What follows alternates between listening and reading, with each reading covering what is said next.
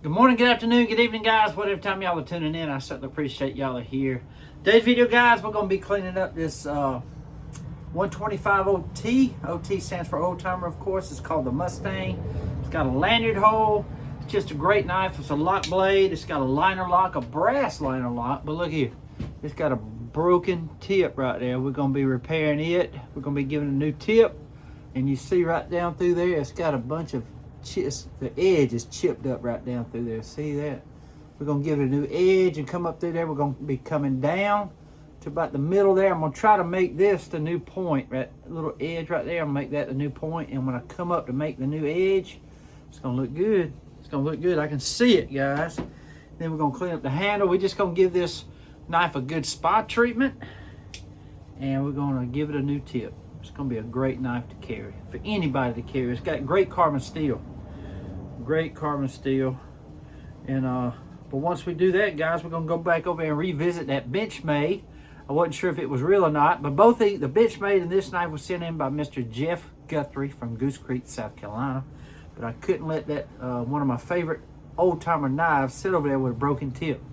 I just have to come over here and get this repaired as soon as I can.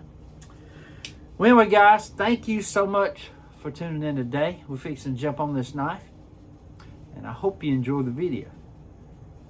Okay, guys, what we're fixing to do first is just clean that blade up real quick and clean the back spring with the fiber wheel here. You can pick these fiber wheels up from Amazon. I think it's the medium grit, but the link will be down in the video description. But they're just good to knock off the rust and everything.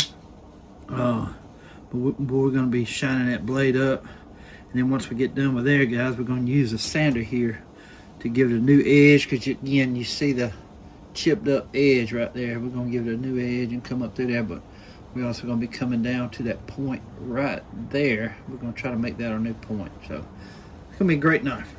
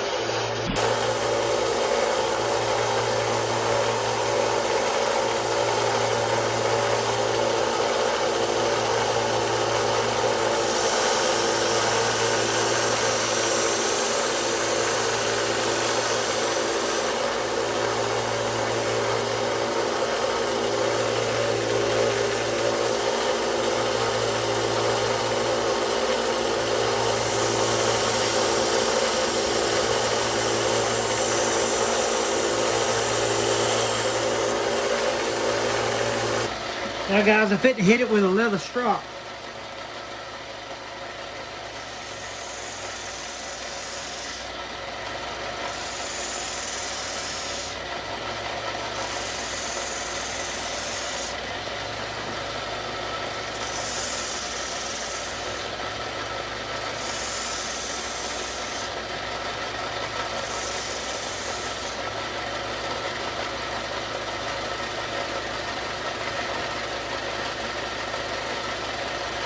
Okay guys, we're fitting to see how sharp it is.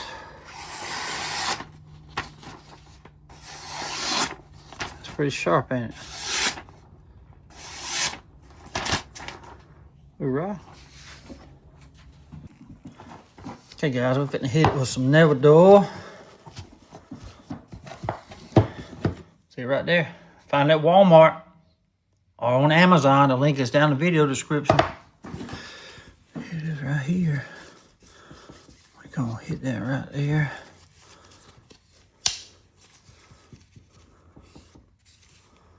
Gotta be careful with this blade now.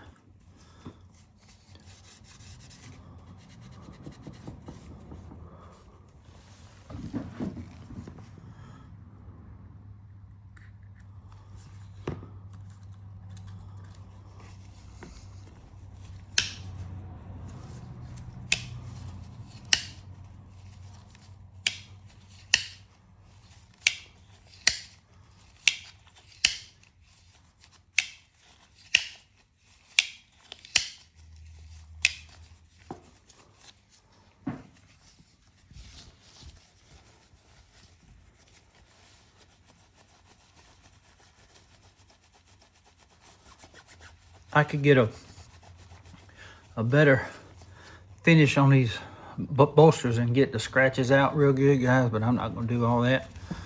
This was a user. I want to get it back, give its glory and dignity back. I think I've done that. That's a beautiful piece. And it will cut. It will cut you. That thing is sharp now. That's one good thing about these old Schrades. See that tank stamp right there? That is a 70s right there, 125 OT. I'll get a little flits. Then we're gonna wax the handles down, guys.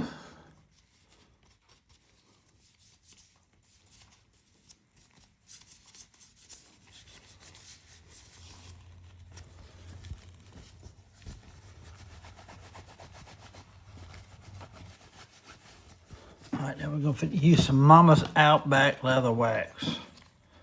There it is right there.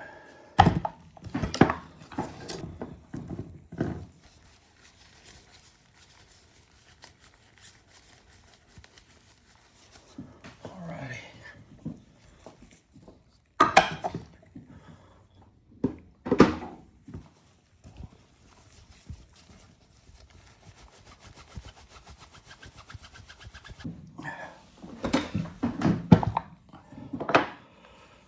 Okay guys, we got a leather piece here. We got the Mama's Outback leather wax again. We're fixing to wax it up a little bit.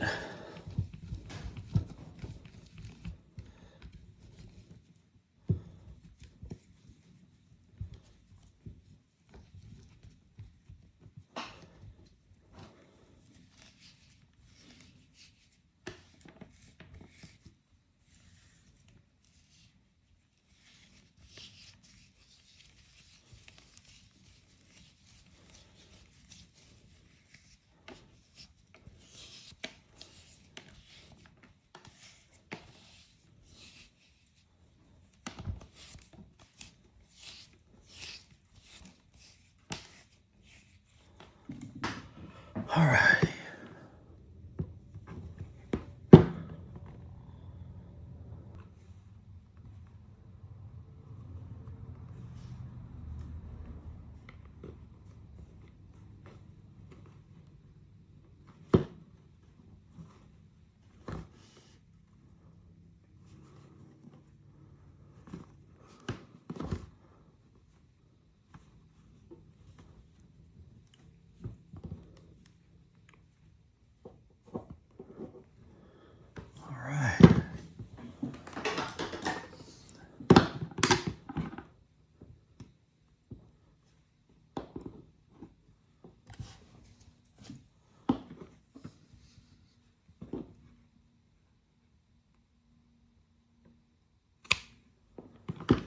There it is. Ain't that cool? Nice pieces. Oh, my hands are greasy from this wax. These smudge marks. Oh. Here it is right there though, guys. That's a horse right there. I like it because it's a lock blade too. Very, very cool. Hoorah. Well, guys, I hope y'all enjoyed the video today. Here it is right here, guys. It is the Old Timer 125OT Mustang. Love these. I really do. I got to find me a sheath for it, but I've got several sheaths I got to go to. I got several bins of sheaths I need to go through. I really do. I just bought me a bunch of bins, and I'm going to be putting all the same name brand of knives in different bins, guys, because I have like 3, maybe 4 huge totes of knives that I have to dig for parts for. But I'm going to be putting all the brands in the same bin. That way I can just go. I'm going to label it too. I'm just like, but I will put Imperial, Providence, Rhode Island, and Colonia all in one. But then I'll put Schrade, Old Timer, Uncle Henry, and just regular Schrade knives in one. Buck knives in one. Case knives in one. Camillus in one. Yeah. So that way I can just go out there and pull that bin and it'd be all the same knives. So right now I have to dig through hundreds and hundreds and hundreds of knives, thousands probably, to try to find knife parts. It drives me crazy. But anyway, there's a 125OT, guys, and if you wouldn't know it, you wouldn't know it. You see that edge I put on there? Beautiful, beautiful knife. It really is. I'm probably wearing this one for a while. And guys, this right here is the real McCoy. That right there is called the Casbah. The Benchmade 4400. That R is really small. This pocket clip looks like that color is baked into the pocket clip. That's a telltale sign it's not painted on. And also is the steel is S30V steel. But these were made back in the 2010s right here. But it's called the Casbah. They make regular blades for silver and black, and they make partial serrated blades for the black in this one here. But it's the real McCoy. It is a real Benchmade automatic right here. It locks like that. You can unlock it by pushing the button here. But it also, it's got that secondary lock you can push up, and then when you mash that button, it won't unlock. So you actually got to pull that back and mash that, and then you can lock it. It won't deploy.